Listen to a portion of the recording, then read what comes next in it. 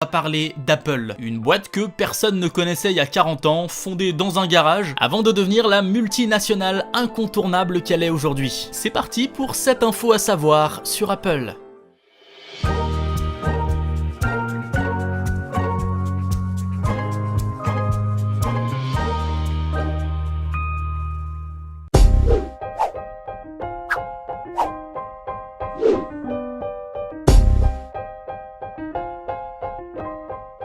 « 116 000 salariés, 45 milliards de dollars de bénéfices annuels, plus grosse capitalisation boursière au monde. » C'est simple, Apple c'est la multinationale de ces 10 voire 15 dernières années, en termes de profits réalisés mais aussi de présence dans l'inconscient collectif. C'est devenu une référence que tout le monde connaît, au moins de loin. Et pourtant, Apple ne fête que son 40e anniversaire cette année. Il y a encore 35 ans, personne ne connaissait Steve Jobs, alors qu'aujourd'hui certains l'ont presque érigé en prophète de la civilisation 2.0. Alors comment et pourquoi cette ascension fulgurante? Bon, pour ça, faut qu'on reparte un petit peu dans le passé, hein. Tout commence en 1969, avec une rencontre capitale, celle de Steve Wozniak, 19 ans, et Steve Jobs, 14 ans. Les deux deviennent amis très vite, ils partagent leur passion pour l'électronique et l'informatique. Et ils kiffent aussi organiser des petits pranks à leurs amis, hein. Je pense qu'ils auraient fait un tabac sur YouTube, hein. Ils en ont fait des tas, on en reparle tout à l'heure. Enfin bref, fin 1971, les deux compères tombent sur un article qui explique comment fabriquer une Blue Box.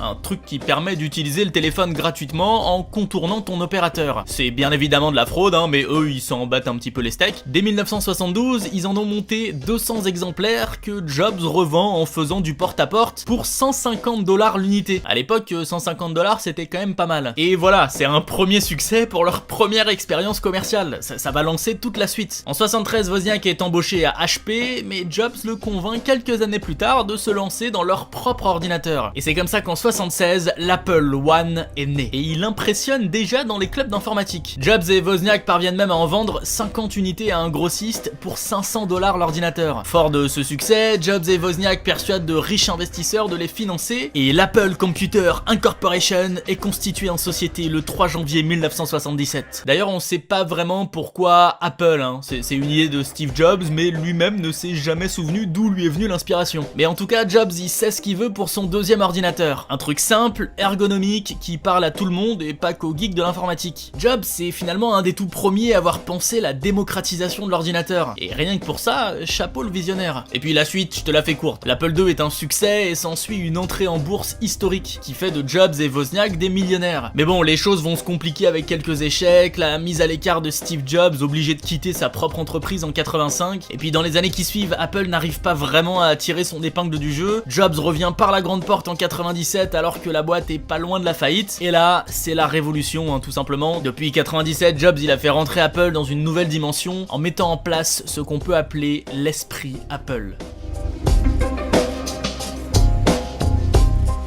Quand on s'intéresse à la pomme croquée, aux raisons de son succès, on est forcé d'identifier l'esprit Apple. Dès le départ, Jobs il voulait que sa marque se démarque de tous les autres et crée un véritable univers fini et cohérent entre toutes les activités de l'entreprise. C'est pour ça qu'il a toujours été adepte du modèle d'intégration verticale, qui veut qu'Apple conçoive tout de A à Z. Le matériel, le système d'exploitation, les logiciels, les applications, les périphériques, tout quoi. Steve a été l'un des tout premiers, dès les années 70, à avoir cette vision pour le futur du foyer numérique, où tous les appareils sont reliés les uns aux autres. Mais ce n'est qu'à partir du début des années 2000 que les technologies seront suffisamment performantes pour rendre cette vision possible. Et c'est parce que Jobs l'avait anticipé qu'il a pu faire d'Apple la marque d'électronique la plus sexy du moment. Et oui, sexy c'est pas un mot auquel on penserait pour parler d'ordinateur et de clavier, mais c'est ça la force d'Apple. Jobs avait compris que dans un foyer numérique, les appareils électroniques devront se fondre dans la décoration. Et même plus que ça, en fait, ils seront eux-mêmes des objets de décoration. Il fallait donc mettre le paquet sur le design et les matériaux pour créer tout un technosystème moderne et cohérent. Et la preuve que ça a marché, hein, maintenant les produits d'Apple sont ceux qui se démarquent le plus, même dans le langage courant. Tu utilises un ordinateur, un téléphone, une tablette, sauf quand c'est Apple. Là tu utilises un Mac, un iPhone et un iPad. Et ça mine de rien que ça rentre dans le langage courant, c'est très fort. C'est l'objectif final de toute marque, d'être à ce point ancré dans l'inconscient collectif. C'est grâce à cet esprit Apple si distinct, à ce monde que la marque a créé autour de ses produits, qu'Apple est aujourd'hui une des marques qui fidélise le plus ses fans.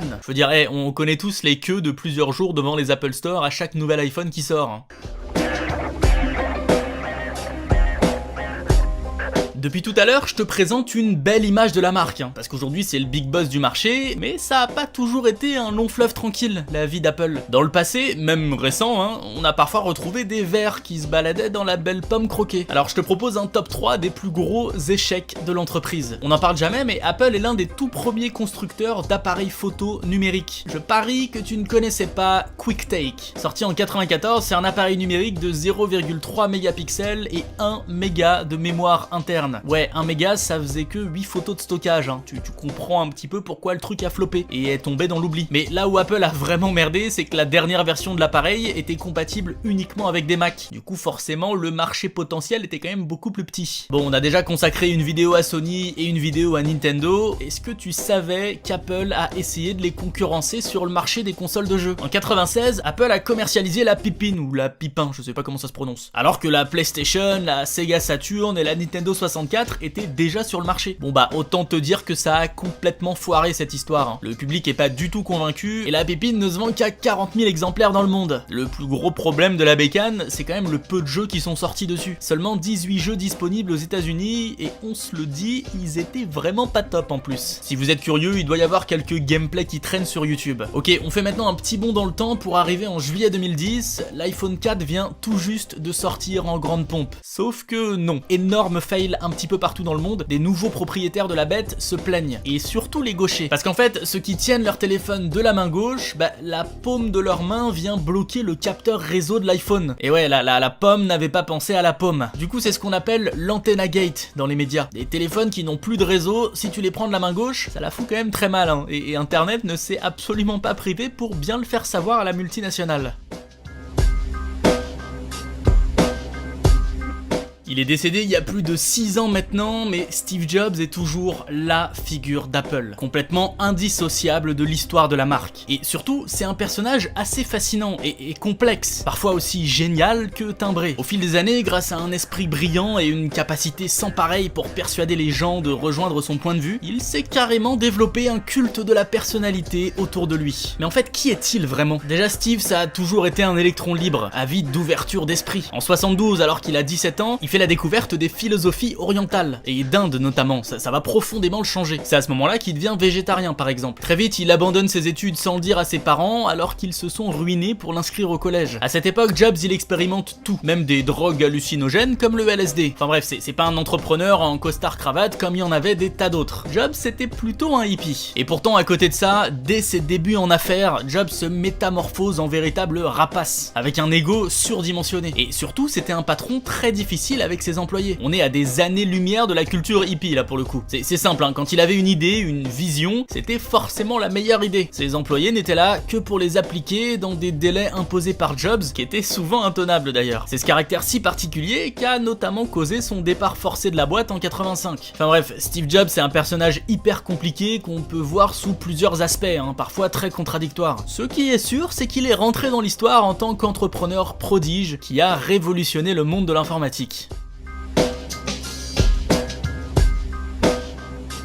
Mais Jobs, aussi tyrannique qu'il ait pu être avec ses employés, c'était aussi un farceur hors pair. Avec Wozniak, ils ont forgé leur amitié grâce à toutes les pranks qu'ils ont pensé ensemble. Et je peux te dire qu'ils auraient vraiment eu du succès sur YouTube, hein. Ils avaient peur de rien ces deux-là. Alors juste pour le plaisir, voilà deux de leurs pranks qui m'ont vraiment marqué. En terminale, Wozniak avait construit un métronome électronique. Et il s'est rendu compte que ça faisait le tic-tac, tic-tac exactement comme une bombe. Du coup, il a scotché deux grosses batteries autour du métronome et il l'a planqué dans un des casiers de l'école. Et le petit truc en plus, Wozniak avait arrangé le métronome avec la porte du casier pour qu'il accélère le rythme des tic-tac après son ouverture. Le fin mot de l'histoire, bon, le principal du lycée, appelé par les élèves, avait fini par prendre la fausse bombe et courir comme un taré avec jusqu'au terrain de football. Le mec il était juste persuadé qu'il allait mourir et qu'il se sacrifiait pour son école. Quelques années plus tard, alors qu'ils essayaient de vendre des Blue Box, hein, tu te souviens là, c'est la boîte qui sert à téléphoner sans passer par un opérateur, bah les deux Steve ont organisé une représentation dans la rue. Et pour se faire remarquer, quoi de mieux qu'une petite blague? Les deux complices ont utilisé leur Blue Box pour appeler directement le Vatican. Et pendant toute la conversation, ils se sont fait passer pour Henry Kissinger, le ministre des Affaires étrangères américain de l'époque. Quand je te dis qu'ils avaient peur de rien, j'espère que tu me crois maintenant. Bon et sinon, Ibra TV, quand est-ce que t'appelles le Vatican en te faisant passer pour Macron ?